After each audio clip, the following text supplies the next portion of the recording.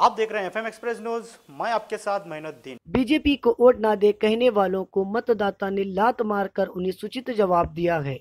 ये कुछ लोगों के अनुभव पर निर्भर करता है। पिछली विधानसभा इलेक्शन में मेरे कड़ू विरोधियों को मेरे मतदाताओं ने मेरी कुर्सी को जिताकर उनका जवाब दिया है कहते हुए इनडायरेक्टली यहाँ के बीजेपी के नेता रमेश जी जिंदगी को संबोधित किए। हिंदू धर्म के नए वर्षाचरण युगादि के इस मौके पर उन्होंने सिद्धेश्वर मंदिर में हवन का आयोजन पूरा किया। इसी दौरान माध्यम मित्रों से बात करते हुए मोदी जी की इस विजय यात्रा को सफल और विजयनगर के विकास के लिए हवन का आयोजन किया गया था कहा।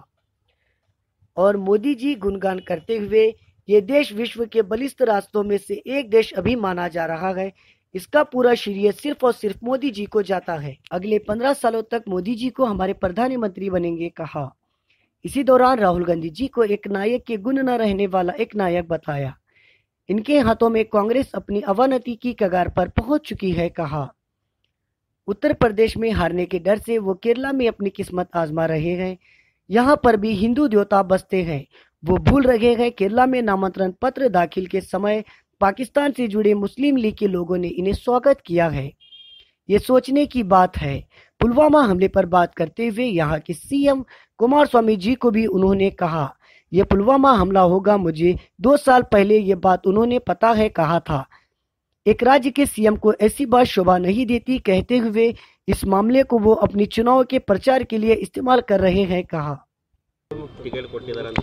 ಒಟ್ಟಾರೆ ಇವತ್ತು ದೇಶದಲ್ಲಿ ನಡೀತಿರೋಂಥ ಚುನಾವಣೆ ಪ್ರಧಾನಮಂತ್ರಿ ಮೋದಿಯವರು ನೋಡಿ ಯಾರೇನದಾರೋ ಏನಿಲ್ಲೋ ಇವತ್ತೆಲ್ಲನೂ ಜನ ನೆನಪಾರಿದ್ದಾರೆ। ಇವತ್ತು ಯಾರೋ MP ಕ್ಯಾಂಡಿಡೇಟ್ಗಳ ಮುಖ ನೋಡಿ ಯಾರು ಓಟ್ ಹಾಕ್ತಾ ಇಲ್ಲ। ಭಾರತ ಉಳಿಬೇಕು, ಭಾರತದ ಶಕ್ತಿ ಇವತ್ತು ಏನು ಪುಲ್ವಾಮಾ ಘಟನೆ ನಂತರ ಪ್ರಧಾನಮಂತ್ರಿಗಳು ತೆಗೆದುಕೊಂಡಂತಹ ಏರ್ ಸ್ಟ್ರೈಕ್ ಇರ್ಬೋದು, ಸರ್ಜಿಕಲ್ ಸ್ಟ್ರೈಕ್ ಇರ್ಬೋದು, ಅದೇ ರೀತಿ ಮೊನ್ನೆ ಏನು ನಮ್ಮ ವಿಜ್ಞಾನಿಗಳು ವಿಶೇಷವಾದಂತಹ ಒಂದು ಪ್ರಯೋಗವನ್ನು ಮಾಡೋದ್ರ ಮೂಲಕ ಆಕಾಶದಲ್ಲಿರುವಂಥ ಅವರೇನು ಕೆಲವೊಂದು ಸ್ಯಾಟಲೈಟ್ಗಳದಾವೆ ನಮ್ಮ ದೇಶದ ಗುಪ್ತ ಮಾಹಿತಿಗಳಂತ ಅವನ್ನ ಉಡಾಯಿಸಿದಿರ್ಬೋದು। ಇವೆಲ್ಲ ಪ್ರಧಾನಮಂತ್ರಿ ನರೇಂದ್ರ ಮೋದಿಯವರ ಒಂದು ಮಹತ್ ಸಾಧನೆ। ಆ ದೃಷ್ಟಿಯಿಂದ ಭಾರತದ ಜನತೆ ಇವತ್ತು ಪ್ರಧಾನಮಂತ್ರಿ ಮೋದಿಯವ್ರನ್ನ ಮಾಡಲೇಬೇಕು ಅನ್ನೋಂಥ ಸಂಕಲ್ಪ ಪಟ್ಟಿದ್ದಾರೆ। ಯಾವುದೇ ಅಭ್ಯರ್ಥಿಗಳ ಅವರ ಏನದಾರೆ ಗುಣ ಅವಗುಣಗಳನ್ನು ಜನ ಇವತ್ತು ನೋಡೋ ಪರಿಸ್ಥಿತಿ ಒಳಗಿಲ್ಲ। ಭಾರತ ಉಳಿಬೇಕಾದ್ರೆ ಪ್ರಧಾನಮಂತ್ರಿ ಮೋದಿ ಆಗಬೇಕು, ಇಷ್ಟೇ ದೇಶದ ಮೋದಿ ಅಂತ ಸಂಕಲ್ಪ। ಕಳೆದ ವಿಧಾನಸಭೆ ಚುನಾವಣೆ ಯಾರು ಮಾಡಿದ್ದಾರೆ ಅವರಿಗೆ ಈಗಾಗಲೇ ನನ್ನನ್ನು ಆಯ್ಕೆ ಮಾಡೋದ್ರ ಮೂಲಕ ಅವ್ರು ಒದ್ದಿದ್ದಾರೆ।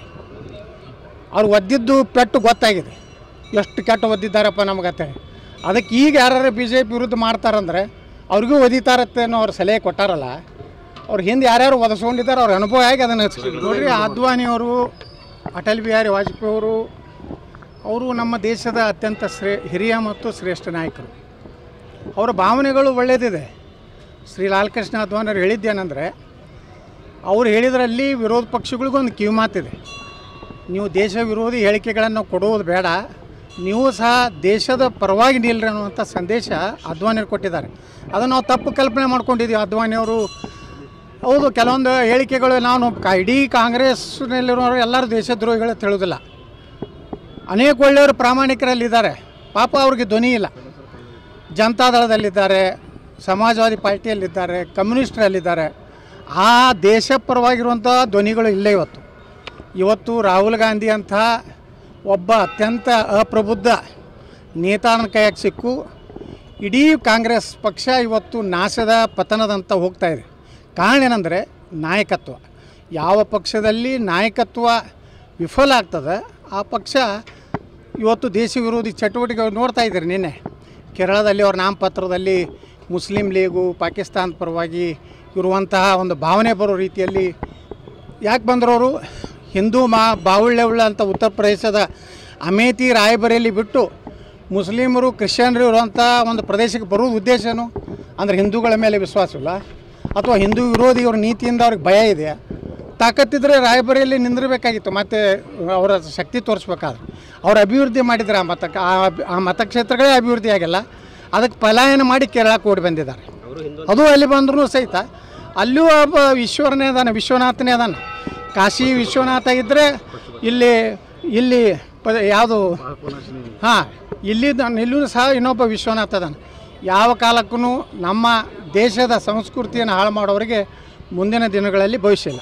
अभी लेटेस्ट खबरें देखने के लिए जुड़े रहिए FM एक्सप्रेस न्यूज़ के साथ और हमारे चैनल को सब्सक्राइब करना और साथ ही बेल आइकन को दबाना ना भूलें ताकि हमारी हर एक लेटेस्ट नोटिफिकेशन आप तक पहुंचती रहे।